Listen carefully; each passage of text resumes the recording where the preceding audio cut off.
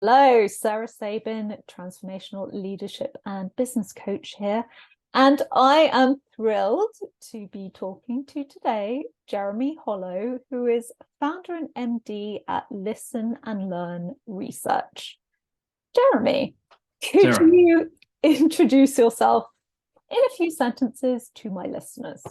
course, too. I'd love to. And thanks so much for the introduction. It's lovely to be having an opportunity to talk to you all. I'm Jeremy. I'm the founder of Listen and Learn Research, and we exist to help people be more strategic, more creative, and more innovative. And the way that we do that is we use social data. So the conversations that people are having, TikToks they're sharing, the comments they're leaving, all of this great data that's out there, which is really sort of showing us what's important to people, what they believe, what they're doing, what they're up to. Our job is to sort of condense all of that and help brands understand more about what's important to people by using that information. Awesome. Thank you for sharing. And that was really punchy and to the point, which I would expect from someone who's learned in the world of marketing. So, first question. What do you consider to be the most significant challenges that you have faced in growing your business to its current stage? And how did you overcome some of these challenges? Yeah, great question. I think there are two. I think one of them is about the industry you operate in, and I think the other one is about growth of a business.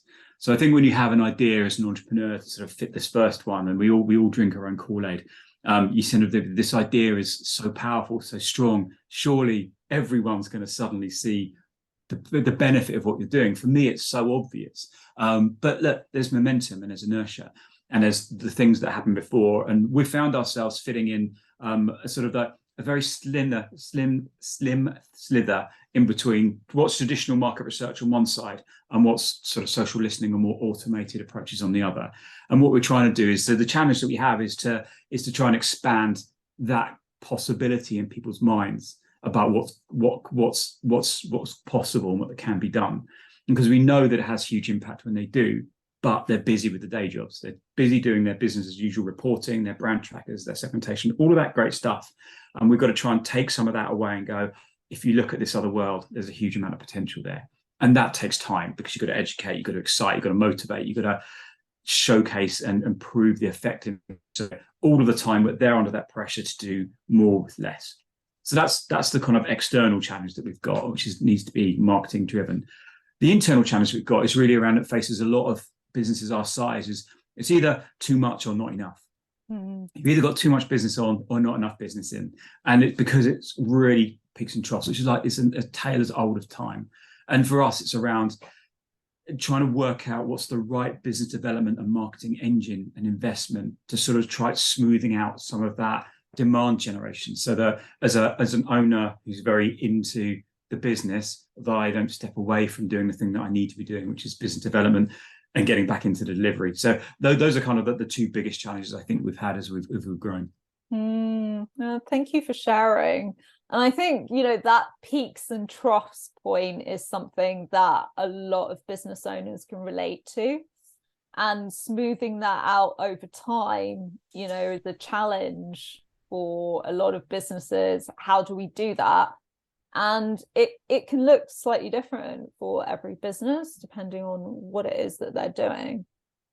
Yeah, absolutely. And I was at a conference recently, and actually someone was talking about the valleys, the peaks and the valleys. It's a slightly different metaphor, but they're saying that you learn the most in the valleys, right? Yes. And that's where you get creative. That's where you get insightful. That's where you get imaginative and innovative. That's where the pressure's on, and that's where you can do a lot of your best work. So I don't think I'd really want to smooth them out completely. I just want to raise them all up a little bit and get a bit more regularity in terms of revenue coming in. Yeah, so that's absolutely right. And a way I like to put it is, if you think of a graph that's going up that way, you're not going to go up completely like that all the time. You'll be up, down, up, down, up, down on that graph. But as long as the trajectory is growth and forward motion, absolutely, that's the point you're aiming for. Yeah, and it's about experimenting, about finding what works, because everything works, right? But it all works to different degrees.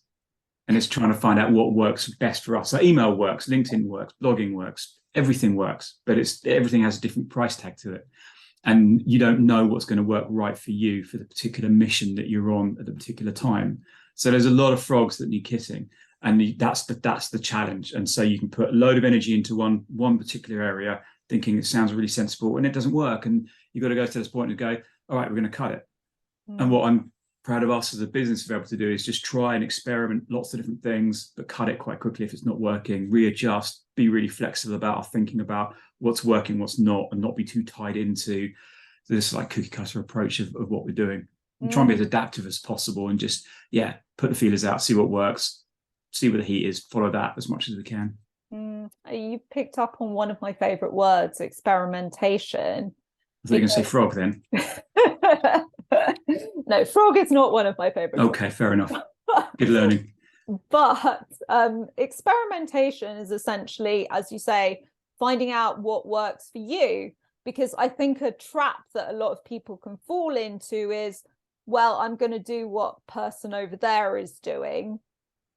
Whereas, as you say, it might not work so well for you. And, fail fast, fail forward. Another one of my favorite expressions. Cut what isn't working quickly and leverage on what is working. Absolutely. Yeah, completely agree.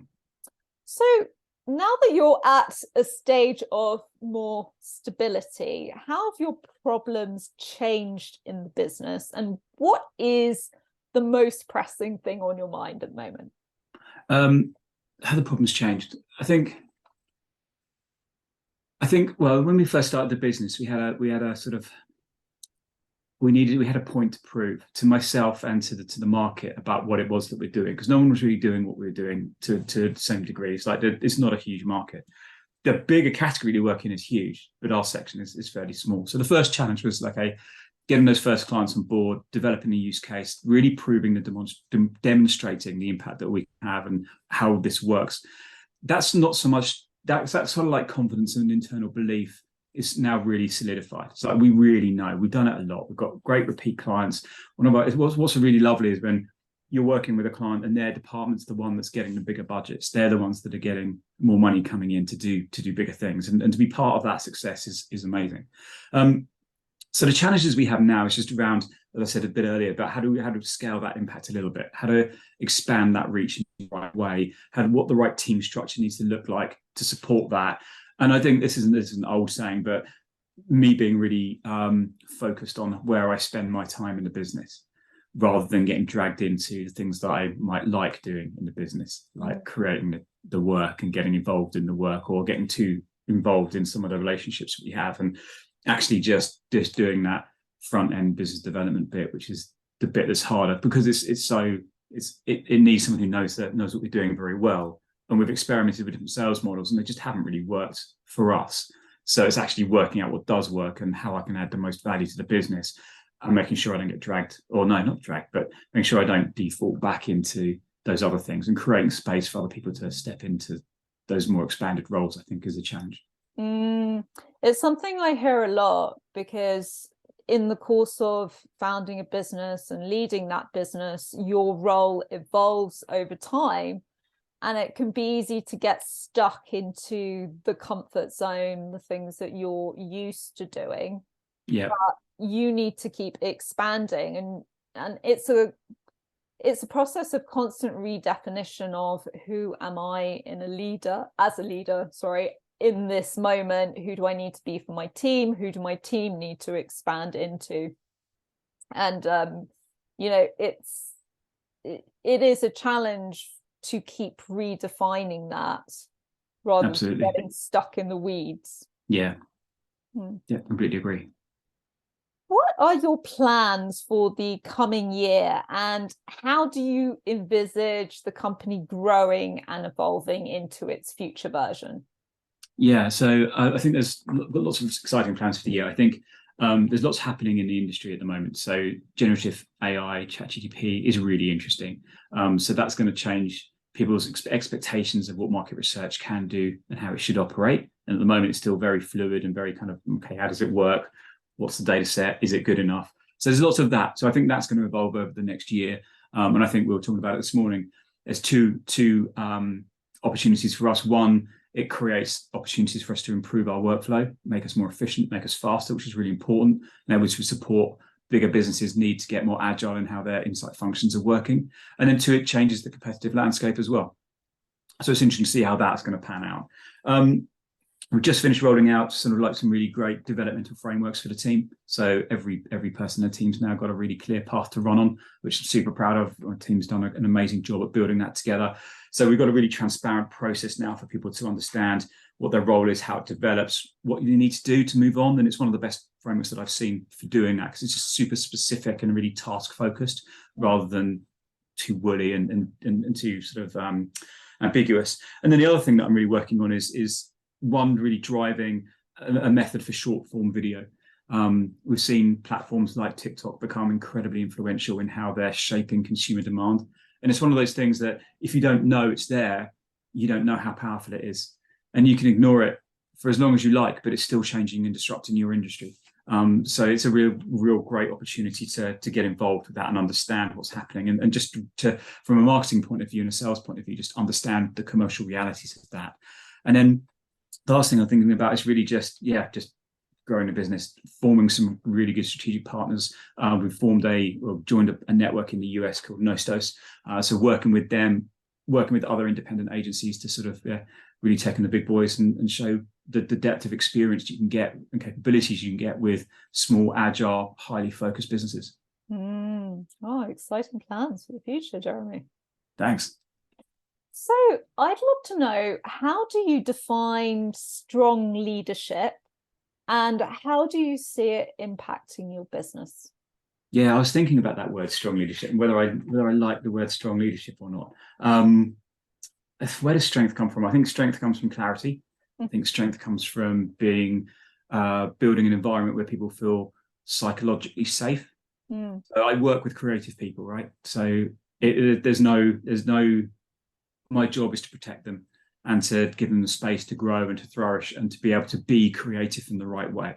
And so for me, that's what strong leadership is creating that environment and maintaining that environment where people feel safe, psychologically safe, to be able to do the best work that they can do.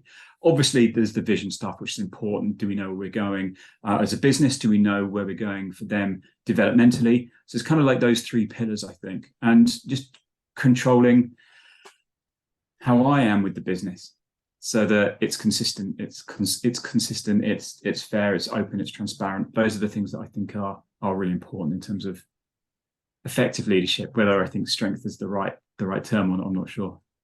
Well, it's interesting that that word doesn't particularly resonate with you, because what I have discovered is that everyone's definition of leadership is slightly different.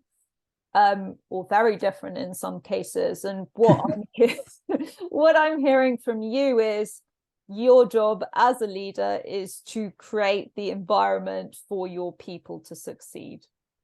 And that's it, and essentially my definition of leadership looks like, well, you are there to bring the potential out of other people. Yeah. And it's about, I want us to do great work, but I also want us to do it in a great way.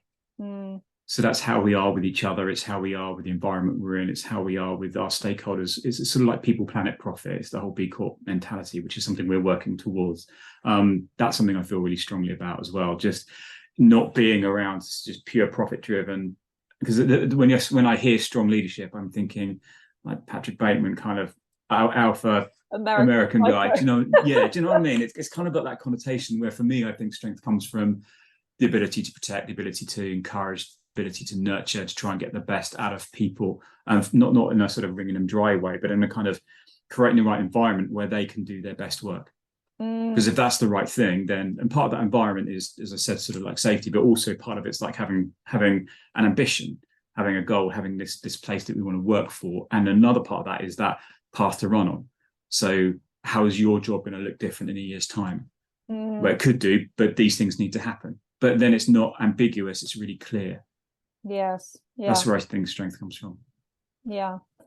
And I think as well, you picked up another interesting point. Purpose and profit can go side by side. So it doesn't have to be a mutually exclusive concept. And one of the things that I like to talk about is actually, if you have a strong purpose and your people have that strong purpose, it actually feeds into greater business success. Yeah. So, Jeremy, I'd love to know more about how have you invested in yourself as a leader, and how do you take steps to make sure that you're constantly growing and evolving over time?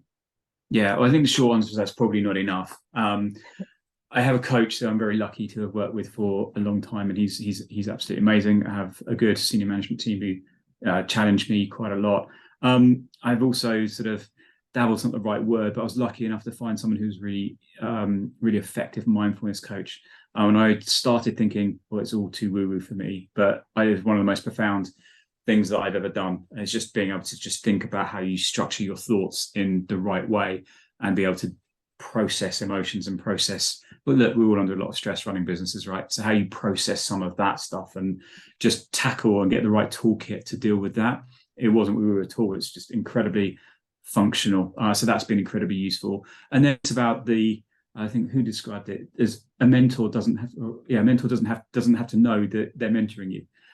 You can follow these people, and we've got these amazing people online that I follow a bunch of those and get inspiration from those a lot. One of them is a guy called David Hyatt, who runs the Do Lectures and Hyatt Denim. I just love his work, and I go to their conferences and listen to their work quite a lot. But I'm really focused on what I want to learn.